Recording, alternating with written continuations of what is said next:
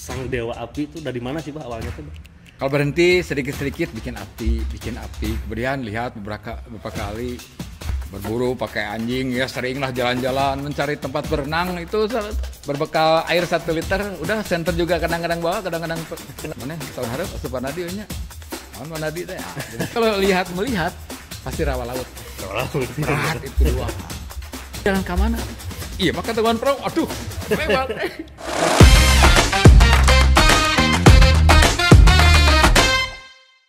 Oke, Rangers, ketemu lagi di cerita petualang, kisah inspiratif para petualang. Bintang tamu di episode kali ini kita kedatangan seseorang senior. Saya biasa manggilnya Abah. Orang-orang menyebutnya juga sang dewa api. Kita sambut Abah Sony Os. Sehat, Bah? Assalamualaikum warahmatullahi wabarakatuh. Bismillahirrahmanirrahim. Alhamdulillah sehat. Sehat, Bah? Mantap. Kegiatan sekarang, Bah, lagi sibuk ngapain, Bah? Berlatih. Ya, berlatih. Wah, melatih diri lah, mempersiapkan. Karena untuk ini ya, Bah, untuk merawat ya, Bah. Iya. Jadi terus berlatih gitu ya. Oke. Saya pengen ini dulu, Bah.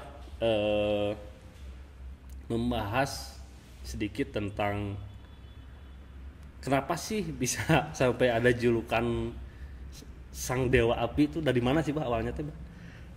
Jadi saya sendiri kurang tahu sejak kapan, tapi dari dulu ya orang tuh mungkin melihat saya tuh senang kalau berhenti sedikit-sedikit bikin api, kemudian lihat beberapa kali selalu ada di perapian, kemudian camp saya juga ada api. Itu mungkin orang lain melihat saya menyenangi api dan perapian. Sampai teknik-teknik yang paling tradisional dulu saya coba explore ya, mulai dari dikasih sebenarnya dari dulu pelatih senior di Wanadi, Abah Ude, ini buat Wanadi gitu. Gana Besi. Tahun 96 tuh sekolah Gunung Hutan Elang Rawa. Dari situ saya terinspirasi sampai akhirnya pada saat ada internet, inspirasi tersebut juga muncul lagi. Jadi tayangan-tayangan di internet tentang api itu memotivasi saya untuk ngulik, menambah lagi bagaimana sih membuat api.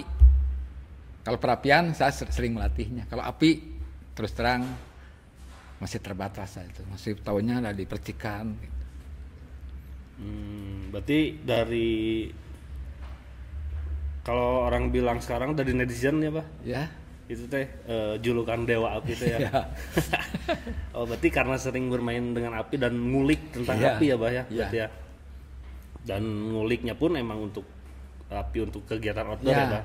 Jadi dulu maksudnya gini, pada saat dalam materi perapian itu harus ada orang tuh tidak ada hal-hal yang menarik lah. Bukan hanya bikin perapian sederhana seperti biasa, walaupun memang itu nanti intinya seperti itu, tapi supaya para peserta atau siswa itu ada hal-hal yang menarik yang bisa ditampilkan dari teknik pembuatan api itu. Jadi ada ketertarikan dulu lah siswa atau siapapun audiens untuk mau mengikuti materi tersebut.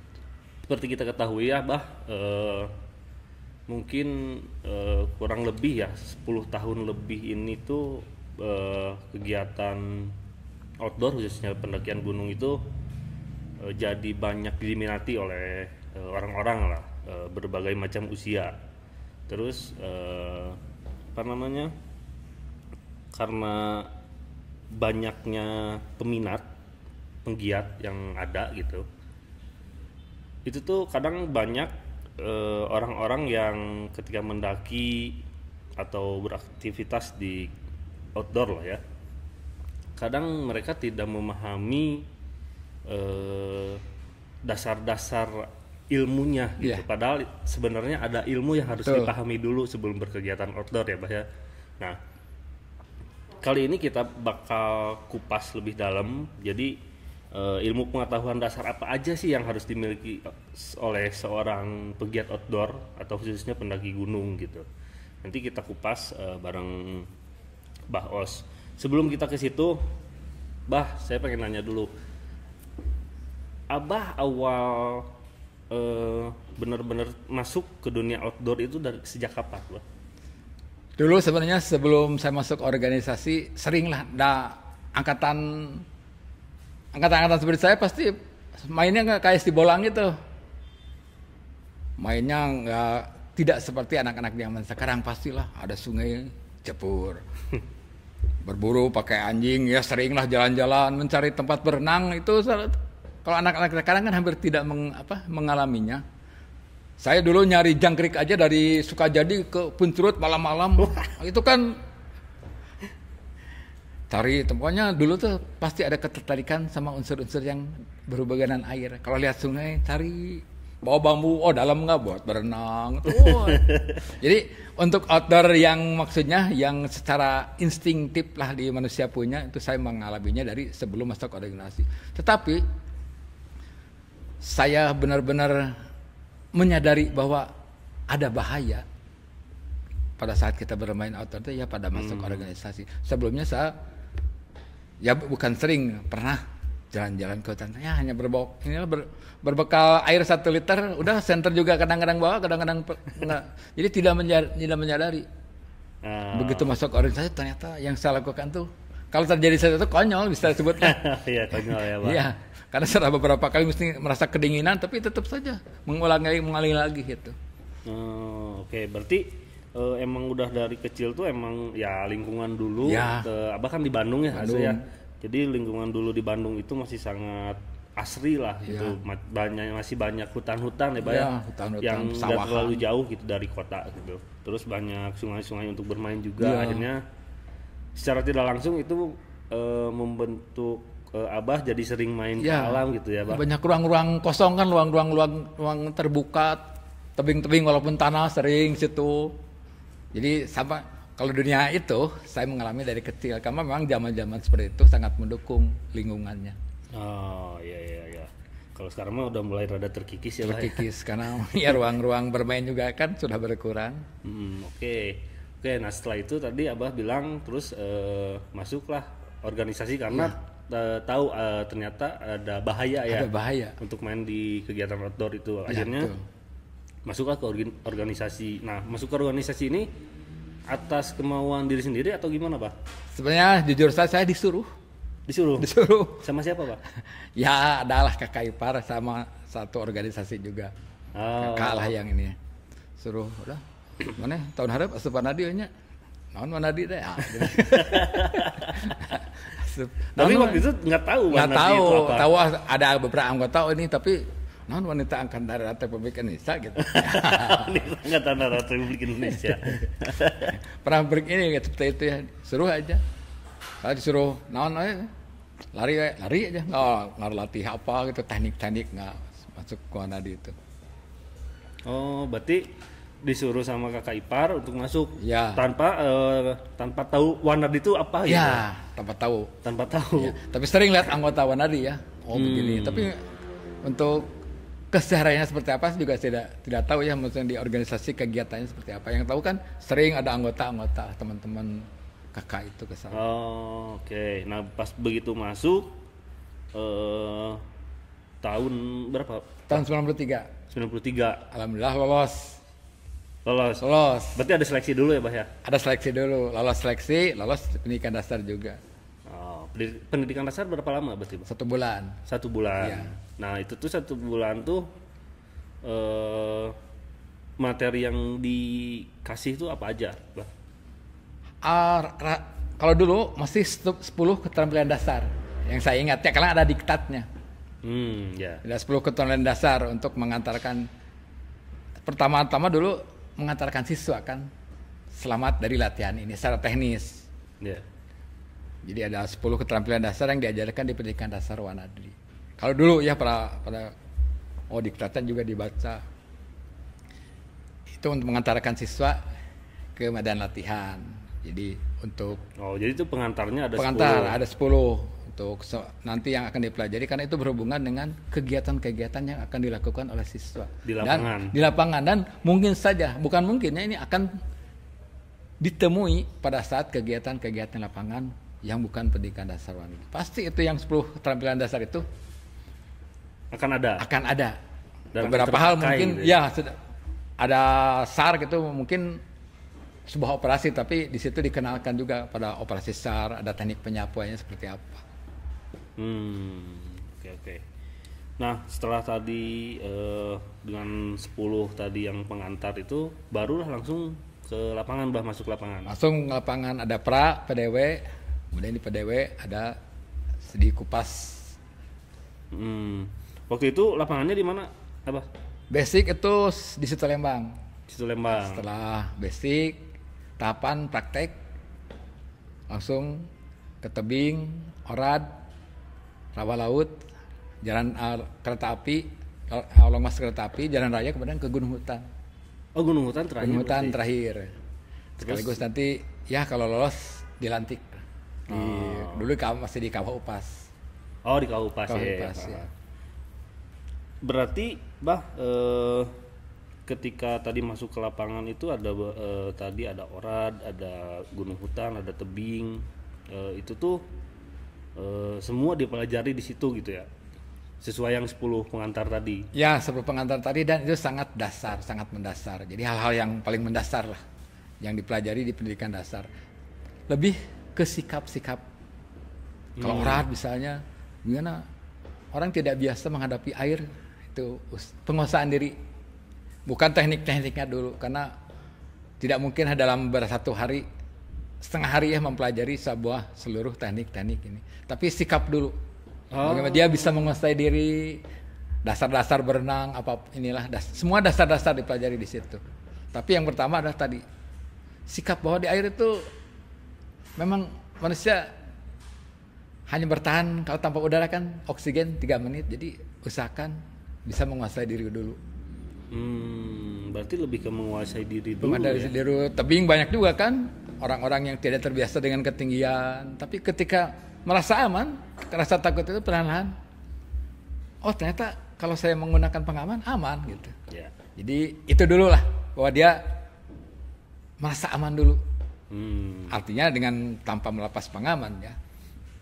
Merasa aman dulu. Orang-orang yang takut ketinggian juga ternyata dengan menggunakan alat pengaman yang benar kita akan mengikis rasa-rasa tadi yang fobia ketinggian itu bisa juga sembuhkanlah. Ketinggian, penyakit ketinggian dengan ketinggian. Ya, setuju saya, Bah. setuju. Terus, ketika tadi pendidikan dasar Wanadi di tahun 93 itu ada beberapa ya tadi orad. Terus ketika pas Gunung Hutan gitu, ada survivalnya, Bah? Ada survivalnya. Itu yang dipelajarinya dan yang dipraktekannya apa aja, Bang? Semua, artinya ada 5 kebutuhan manusia pada saat kondisi survival. Jadi perlindungan, makanan, api, air, dan komunikasi untuk keluar dari kondisi tersebut. Itu semua kebutuhan-kebutuhan survival akan dipelajari di sana. Berarti dengan makanan yang seadanya di sana gitu. Ya, makanan. Jadi kita mengandalkan yang ada di lingkungan sekitar kita. Pernah mendapatkan makanan apa, Bah, yang kira-kira ini makanan nggak akan bisa dilupain nih gitu. Saya tuh dulu ingat nemu jamur kuping, lemer. Ya. Wah, saya ke pelatih. Mana nih, izin bertanya, ini bisa dimakan? Wah, tuh kamu dapat berkah itu. Langsung ambil banyak kan. Langsung banyak yang barter juga. Oh, son tuker. Garam.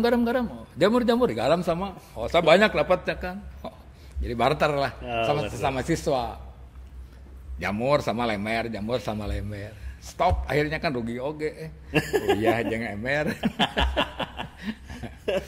Terus ini katak pohon, inget itu. Katak pohon. Jadi pas bikin di perapian, saat regu saya tuh berempat, tiba-tiba ada katak loncat, dek sama Dandro ya saat itu tangkap aja.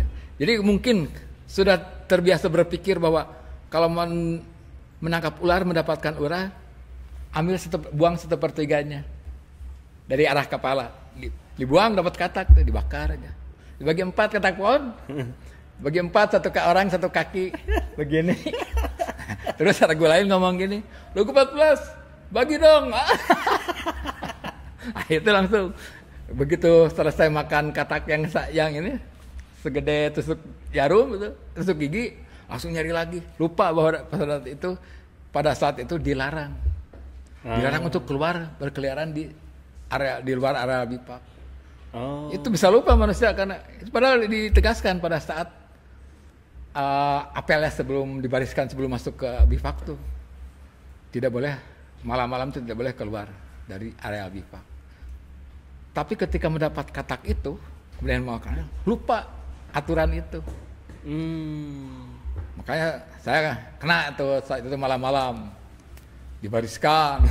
Tuan-tuan, saya bangga dengan pergerakan tuan-tuan hari ini. Tapi ada satu siswa tuan yang melanggar aturan ini. Tegangnya pelatih bolak-balik aja. Berjajar di belakang tapi nggak ada yang ngomong. Yang satu, yang yang pembicara di depan bolak-balik. Sebelum saya sebutkan namanya tuan, dah bolak-balik lagi. Pelatih di belakang begini aja, nggak yang bergerak. Jeng-jeng, menegangkan gini. Padahal pada saat di luar BIPAK itu banyak berkeliaran, tapi nggak ada yang mengaku. Saya tegangkannya, aduh, lama-lama saya ngaku sendiri. Maju karena nggak tahan itu dalam tekanan itu. Bolak-balik pelatih itu yang belakang begini. Saya ngaku aja. Malam-malam dingin dalam tekanan lah. Mendingan secepatnya aja dieksekusi lah. Saya ngaku aja. Diingatkan aja. Itu yang saya obrolkan tadi bahwa saya tuh suka awareness kewaspadaan tuh hilang. Aturan-aturan gini. Tiba-tiba karena ada hal yang menarik lupa aturan mendasar itu. Itulah tugas dari pelatih itulah menimbulkan kewaspadaan siswa bahwa ada bahaya. Kata kuncinya tadi ya menguasai diri ya. Menguasai diri, kewaspadaan bahwa di sini ada aturan. Itu saya sering itu lupa. Padahal ingat-ingat tiba-tiba ada hal yang menarik, lupa. Ya itu yang membahayakan tuh. Iya. Kewaspadaan saya tuh berkurang. Terus diingatkan, akhirnya lumayan lah. Gitulah. Jadi lebih terasa lah, Bah. Ya betul. Masih ada ternyata. Saya diingatkan, ini bukan tempat biasa kita bermain. Di sini ada aturan-aturan yang harus ditaati. Kan biasa zaman-zaman saya tuh orangnya kan, bebas gitunya. Kumain lah gitu kan ya. Iya. Gitu. Saya mah kebayang lah. Abah dulu maaf tapi Abah yang sekarang umur sekarang gitu, terus masuk PDW itu tahun 93. 27 tahun saya. Jadi terlalu terlambat juga sebenarnya. Tahun 93 saya nggak kebayang pelatihnya serem-serem kayaknya ini. Mager. Pelatih tidak pernah menghukum alam, tidak pernah menghukum lah kesalahan. Saya menyadari pelatih tidak pernah membuat saya bersalah, tapi saya sendiri kan. Saya menyadari itu karena saya tadi sering aturan-aturan sangat kecil aja sering saya langgar, maksudnya karena tadi kewaspadaan saya kurang, diingatkan terus. Itulah tugas dari pendidikan, itulah mengingatkan sekalian kita waspada, sadari berada di mana, bersama siapa, itu yang diingatkan terus sama pendidikan dasar itu. Jadi di pendidikan dasar teh emang fungsi pendidikan dasar menyadarkan orang sadar diri, sadar lingkungan tadi mah. Sadar diri, sadar lingkungannya. Ya. Oke, terus di antara rangkaian pendidikan dasar tadi, yang menurut Abah paling sulit, Bah, dan sampai bahkan mungkin bisa, aduh saya udah nggak kuat nih, itu di part mana, Bah? Malah yang paling sulitnya di awal-awal kalau menurut saya. Di awal Karena bukan kaget ya. kaget kan, tidak biasa lingkungan ini, Iya. aturan-aturan ini. Kesananya sudah tidak ada pikiran, walaupun berat tuh sudah tidak pikiran untuk pulang, nggak ada. Sekarang tuh lebih luas kan, dari tahapan praktek apalagi rawa laut tuh. Pelatih jarang. Kalau di basic kan satu langkah Iya. lihat pelatih. Iya. Jadi kita tuh benar takut pelatih aja. Betul. Makanya paling sulitnya di tahapan awal, kita penyesuaian dulu dengan lingkungan baru itu. Iya. Kalau kesananya asli, walaupun baru bisa rawa laut, menguras tenaga, menguras fisik, tapi tidak ada keinginan untuk pulang sekalipun. Iya, iya. Hampir semua siswa juga gitu. Tidak ada yang, ada beberapa mungkin, ada satu orang di rawa laut yang pulang. Itu pun karena ya dulu tuh melihat calon istrinya atau apa ya, atau psikologis mungkinnya. Tapi rata-rata setelah tahapan itu, yang paling sulitnya adalah tadi tahapan awal penyesuaian. Penyesuaian. Angkatan 1 di basic itu 11 orang yang pulang tuh. Walaupun beberapa orang dipulangkan karena ada yang ini ya sakit. Tapi 11 orang di tahapan basic itu berarti kesananya tuh hampir nol yang pulang tuh. Di rawa laut 1 orang, itu aja udah. Jadi yang kita anggap berat itu memang secara perhitungan rasional itu berat. Ya. Tetapi ketika sudah melewati tahapan basic, tahapan ini kan menguatkan basic ini.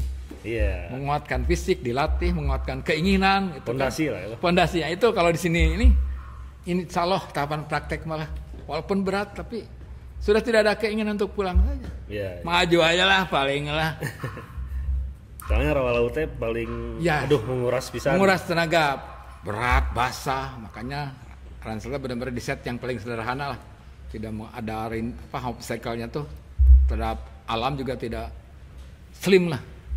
Iya. Jadi itulah kalau ini pengalaman saya pribadi ya. Tapi kalau melihat pasti rawa laut lah. Rawa laut. Berat itu dua. Tapi beda kalau kita melihat rangkaian dari awal, akan melihat oh bukan tidak ada apa-apanya, ada apa-apanya tapi tidak. Kalau yang saya rasakan dari tahapan itu sampai ke tidak ada keinginan untuk pulang. Oh mas berapa kilo jalan raya panasnya juga sudah maju aja lah. Pikiran tuh udah maju aja sedikit-sedikit. Terimalah wah ini terima saja. Oke. Berarti tadi 1 bulan ya, Bah ya, Iya. pendidikan dasar teh. Oke. Nah, setelah itu barulah Mbak Os ini berkegiatan lebih luas setelah pendidikan dasar itu. Saya pengen ada apa ya? Ada nggak Bah cerita atau pengalaman Abah gitu setelah tadi ada dari yang awal mula bermain di alamnya itu dengan seadanya, kita sebut seadanya, terus akhirnya menjadi mengerti setelah memasuki organisasi. Nah, terus setelah masuk organisasi, terus Abah melakukan kegiatan, ada pengalaman nggak Bah? Misal, saya pernah tersesat nih di gunung ini, atau apapun itu pengalaman yang berhubungan dengan outdoor, Bah. Sering itu. Yang paling mengesankan lah Bah di antara yang lainnya. Kalau sering berarti waduh sering. Jadi sering saya tersesat. Tapi setelah saya masuk organisasi mendapatkan ada masa bimbingan itu, kami itu dipaksa untuk misalkan bernavigasi. Mau ke Jayagiri, peta bawa, kompas bawa, ada muatan-muatan navigasinya. Kalau berhubungan dengan kalender yang berhubungan dengan masa bimbingan, semua pasti ada petanya, dihubungkan dengan peta. Jadi kita diharuskan selalu tahu posisi kita berada. Itu yang saya dapatkan.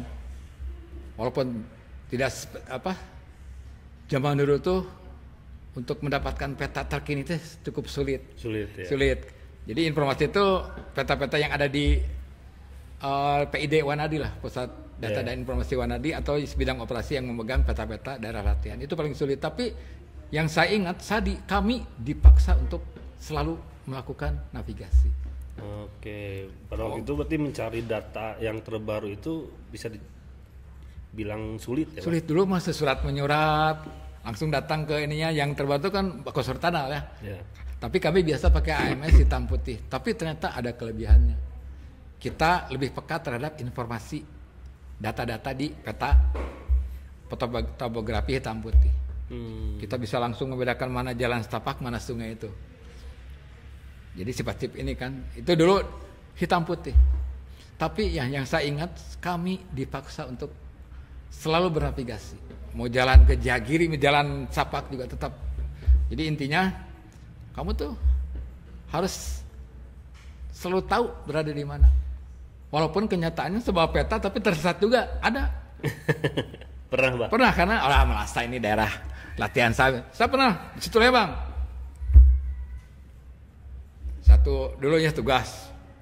Jadi komandan navigasi lah di sekolah pendaki gunung tahun 95. Saya survei.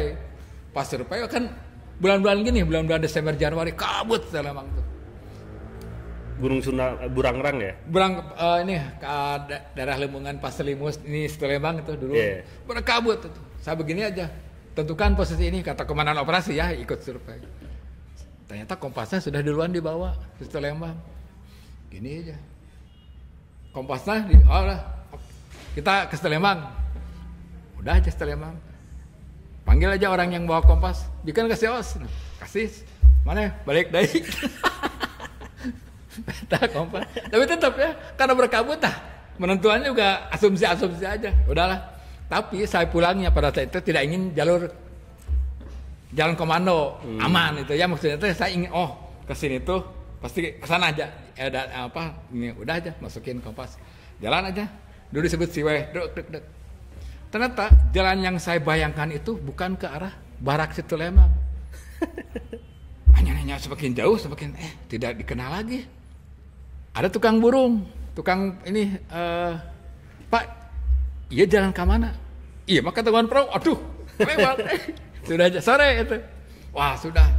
Tapi lanjutkan aja terus kelihat di satu titik lah. Nah itu. Tapi yang secara instingtif atau naluri ya saya berhenti, stop aja. Aduh. Tapi yang saya rasakan tuh saya bawa peta. Walaupun tempatnya sudah mulai redup-redup, tapi mulai terlihat ada itu. Saya asumsikan itu Lembang. Jadi di peta ini Lembang apa kan? Berarti bidik, saya berada di sini. Dari situ saya langsung ambil garis lurus, sudut langsung dikunci. Apapun yang terjadi saya tidak akan akan ikuti jalan itu. Akhirnya saya jalan di satu sudut. Dak. Akhirnya sampai, tapi bukan di situ Lembang. Daerah setelah situ Lembang. Wah, alhamdulillah. Itu tersesat itu. Jadi karena saya pernah beberapa kali itu diselamatkan. Awalnya saya tidak menggunakan peta, tapi begitu ini. Itulah yang membuat saya walaupun hanya asumsi tapi alhamdulillah. Saya sendiri pada saat itu udah sore, sudah stop aja lah. Itu saya berjalan dengan sudut kompas. Artinya saya menjaga arah terus di satu sudut. Apapun yang terjadi, dak. Tiba-tiba melihat ada satu kayu lempar pisau. Waduh, saya kenal ini. Patokan. Berarti saya saya bisa mengenali daerah itu. Ada patokan yang saya kenal. Tempat lempar pisau. Sudah dari sana. Oke, saya masih tetap menjaga sudut. Ini pasti ke jalan komando. Dek sampai. Langsung ke dam. Ada anak-anak di sana. Itu tetap kembali ke peta lagi saya. Artinya asal tenang aja, stop. Tadi saya rata-rata mengambil tindakannya kalau tersesat itu asumsikan kemudian berjalan dengan satu sudut. Itu pertama kali. Oke, berarti tadi navigasi itu penting juga ya Pak, berarti ya? Penting. Karena ya itu menurut pengalaman juga pernah tersesat gitu ya Pak ya? Karena emang kami dipaksa ya, hampir selalu kegiatan bawa peta. Jadi bukan langkah terakhir ya, harusnya dari awal satu bernavigasi, tapi karena tadi merasa ini mah daerah latihan saya gitu. Sombong ya, kia langsung kia. Itu kok alam tuh nggak jago mana ya, langsung balik lagi ke peta kia. Berarti tidak boleh mengkerdilkan dalam tanda petik ya. Walaupun tempat biasa kita misalnya, saya juga pernah punya pengalaman dengan orang-orang yang dulu ya di satu pulau lah. Ini tempat latihan saya nggak usah navigasi, saya hampal jalan-jalan setapak sini. Tapi nah namanya juga latihan ya. Latihan tuh artinya keluar, langsung keluar jadi jalan setapak itu. Tiba-tiba pada berhenti nggak ada yang ngomong. Begitu sampai di titik akhir, mereka melihat, oh itu kan rumahnya Pak John. Oh berarti selama perjalanan mereka tidak mengenal. Padahal daerah mana mereka biasa, tapi begitu keluar dari jalan setapak mereka tidak mengenali lagi. Artinya, walaupun di satu areal, tetapi ketika keluar dari zona yang mereka kenali, mereka sama. Orang yang terbiasa diam, kenapa diam? Begitu sampai di akhir lihat, oh berarti selama perjalanan mereka tidak mengenali jalur ketika keluar dari jalur yang biasa mereka lalui. Plus, sama saya juga itu yang saya abaikan. Begitu saya tidak terbiasa dengan jalur itu, di mana ya merasa. Jadi manusia itu punya daya membayangkan ruang. Saya lemah di situ. Makanya harus dibantu membayangkannya pakai peta. Walaupun sekarang udah ada peta digital ya, udah bisa lebih enak lah ya. Lebih enak, tapi tetap basic tetap harus belajar ya. Karena tadi yang digital itu punya keterbatasan. Dengan daya. Kembali lagi ke tadi dengan banyaknya minat orang-orang sekarang ke kegiatan outdoor, pendakian gunung terutama, dengan banyaknya macam-macam orang yang datang ke gunung gitu. Ada yang dia udah tahu tentang etika pendakian, manajemen perjalanan, manajemen logistik dan segala macam lainnya, dan ada juga orang yang tadi saya bilang itu dia, kalau bahasa sekarang itu FOMO ya, jadi mengikuti tren gitu. Oh saya pengen naik gunung gitu, hanya bermodalkan mungkin di googling apa yang harus dipersiapkan. Oh saya harus bawa tas, saya harus bawa sleeping bag segala macam, tapi kadang tidak mementingkan atau memperhatikan hal-hal yang lainnya. Jadi sekedar ada aja barang bisa naik, udah gas gitu. Nah kadang hal itu pun menyebabkan bahaya terhadap dirinya sendiri gitu, tanpa disadari gitu. Tanpa disadari secara langsung itu bisa menyebabkan bahaya terhadap dirinya sendiri. Nah, bagaimana baiknya atau apa ilmu pengetahuan dasar yang harus dikuasai sebelum kita melakukan kegiatan outdoor, supaya kita, karena tadi Abah bilang berkegiatan outdoor tuh ternyata ada bahaya nih, banyak bahaya gitu di kegiatan outdoor tuh, di pendakian gunung terutama. Apa saja sih ilmu pengetahuan dasar yang harus dikuasai minimal apa saja, Bang? Jadi pertama, kenapa kita harus mengetahui? Artinya kita belajar pengetahuannya. Karena daerah-daerah gunung hutan sebutlah, yang membuat kita menjadi harus itu adalah karena daerahnya itu jauh dari tempat-tempat yang bisa mempercepat pemulihan, mau dari cedera atau apapun. Jadi akses ke rumah sakit jauh. Harus ada teknik evakuasi lanjutan itu karena kalau ada orang. Tidak seperti di kota, kegiatan ada kecelakaan, telepon. Makanya kenapa kalau kita bermain outdoor activity terutama daerah-daerah yang remote, kita harus membawa serta peralatan, perbekalan dan pengetahuannya. Karena semuanya jauh dari akses-akses terdekat, akses-akses tercepat. Jadi kita bisa menitipkan pengetahuan dan perbekalan kita pada misalnya open trip. Tapi tetap kita harus juga pelihara ini kan. Paling open trip kalau kita nggak bugar, Bapak nggak usah ikut ke puncak aja lah. Bapak tunggu di sini. Nah gitu kan bisa. Mungkin karena kalau kita tidak menjaga kebugaran. Jadi kenapa kita harus membawa pengetahuan perlengkapan? Karena daerah yang menjadi tujuan perjalanan kita adalah jauh dari akses-akses terhadap keselamatan. Makanya harus dibawa menjadi tindakan tercepat apabila terjadi sesuatu yang merugikan. Makanya tadi rencanakan dulu. Jadi ada perencanaan perjalanan. Saya dan alam. Saya tuh punya keterbatasan manusia, saya tuh ya. Alam tuh ada bahaya. Pernah mungkin sering terdengar sekarangnya mengandung dan mengundang bahaya.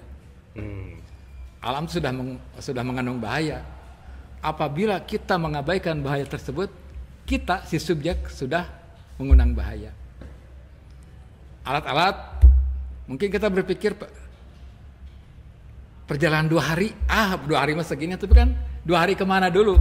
Ya, 2 hari mah segini aja pakai 45, ternyata 2 hari ketinggian 3.000. Otomatis ada satu malam menginap di minimal 2.500 lah. Iya, iya. Nah itu peralatan tidurnya jangan yang biasa. Artinya kita harus bisa menahan dingin suhu sampai nyaman sampai sekian derajat. Jadi yang saya rasakan, saya pernah tersesat di gunung hutan itu karena situasinya setelah saya merasa tadi letih.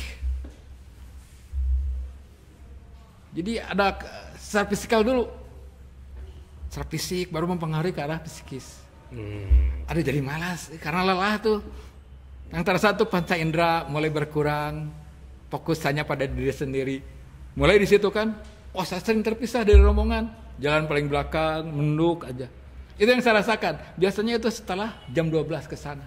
Ketika tubuh sudah apalagi kebayang kalau misalnya malamnya tidak bisa tidur karena tadi peralatan tidur tidak memadai, itu pasti akan mengganggu stamina. Begitu stamina kita lemah, mungkin bukan setelah jam 12 lagi. Jam 10 juga sudah mulai nih oleng.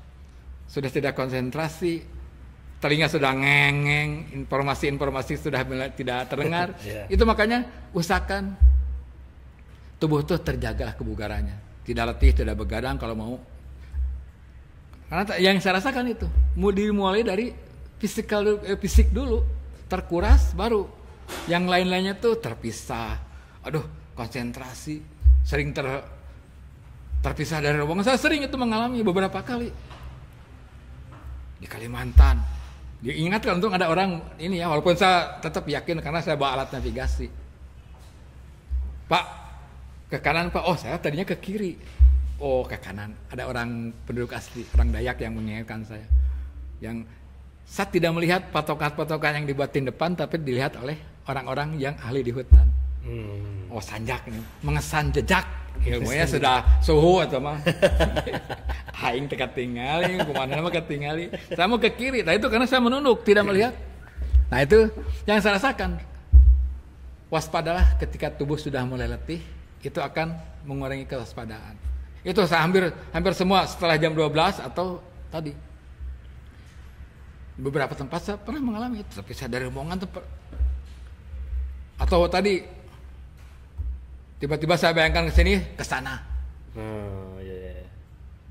Itu makanya ada bahaya ketika kita mengabaikannya. Tadi aja kita dengan peralatan tidur yang tidak nyaman saja kita bisa berefek ke perjalanan besoknya. Karena dimulai dari fisik, kemudian ke psikis. Kita akan mulai kehilangan konsentrasi, malas. Sudahlah itu tanda tanya istirahat. Jadi alam sudah mengandung bahaya, jangan lagi kita mengundang bahaya dengan mengabaikan bahaya-bahaya yang ada di sana. Karena di sana itu bukan tempat kita biasa bermain. Di kota kecelakaan silet, puskesmas, rumah sakit dekat, kendaraan di sana kan. Itu beruntung kalau ada orang. Jadi kenapa kita harus membawa seluruh perlengkapan dan pengetahuan ke sana? Karena akses sangat sulit. Perlu waktu yang lebih panjang. Jadi perlu penanganan di lapangan dulu kan paling mungkin. Jadi kenapa kita harus membawa pengetahuan dan perlengkapannya? Itu saja. Oke. Kalau misalnya gini, Bah, boleh nggak berpikiran ketika akan melakukan kegiatan outdoor itu berpikirlah kamu ketika nanti berkegiatan kamu akan masuk ke dalam situasi bahaya lah, situasi bahaya. Makanya persiapkanlah peralatan, logistik dan segala macam dengan baik. Betul. Itu boleh nggak berpikir seperti itu, Pak? Betul. Tapi yang bagus lagi dengan perencanaan tertulis. Kita sering dengar ROP atau apa? Ya. Itulah. Itu dengan tertulis berbeda dengan ketika hanya menanam. Pasti manusia tuh satu langkah ke depan aja pasti punya rencana. Apalagi dengan tujuan perjalanan ini. Dengan menulis perencanaan itu kita akan lebih cepat mengetahui penyimpangan-penyimpangannya. Sudah menyimpang nih, stop dulu kan, evaluasi lagi. Jadi lebih baik ada perencanaan tertulis karena biasanya kalau kami ya di setiap perencanaan itu ada jam, ada posisi. Di mana posisi kita? Nah itu. Harusnya posisi misal di depan kita mesti di sini. Kenapa? Ternyata kita lebih lambat dari yang direncanakan. Jadi membuat perencanaan apalagi tertulis itu akan lebih memudahkan kita mengenali apabila terjadi penyimpangan. Oke, berarti lebih ke biar apa ya? Mitigasinya lebih lebih cepat dari kita ya, cepat. Ketahuan. Mau ditindakan apa nih kalau kita gitu kan. Makanya biasanya kami tetap berpikir hujan akan turun. Yeah. Kami hampir selalu ya menyiapkan tiap perjalanan tuh 2 paket 2 hari lah untuk misal 5 hari perjalanan tuh ada jaket 2 hari cadangan. Yeah. Jadi kalau ada beberapa cadangan yang terpakai berarti ya dia sudah ini. Walaupun ada beberapa orang yang menyangka itu jangan seperti tidak direncanakan. Mana perjalanan pakai paket cadangan segala. Itu kan tidak ada rencana yang 100% berhasil. Betul, setuju. Oke. Banyak sekali ya Rangers poin-poin atau ilmu-ilmu yang tadi kita dengar dari Mbah Os soal kegiatan outdoor pendidikan gunung khususnya. Jadi yang saya garis bawah itu tadi alam sekarang sudah mengandung bahaya. Kita datang jangan mengundang bahaya yang ada di sana ya Bah ya. Itu sih Rangers. Jadi tetap safety ketika berkegiatan, tetap merencanakan perjalanan dengan matang, manajemen logistik, manajemen perjalanan dan lain-lain yang tadi dipaparkan sama Mbah Os. Semoga itu bisa jadi pembelajaran untuk kita semua Rangers sebelum melakukan kegiatan di luar ruang. Oke, nggak kerasa ya udah sejam lebih mungkin ini ngobrol sama Mbah Os. Bah, terima kasih banyak Bah sudah datang. Alhamdulillah. Oke, Rangers kali ini episode kali ini sudah beres. Sampai bertemu di cerita petualang episode berikutnya. See you, bye bye. Siap.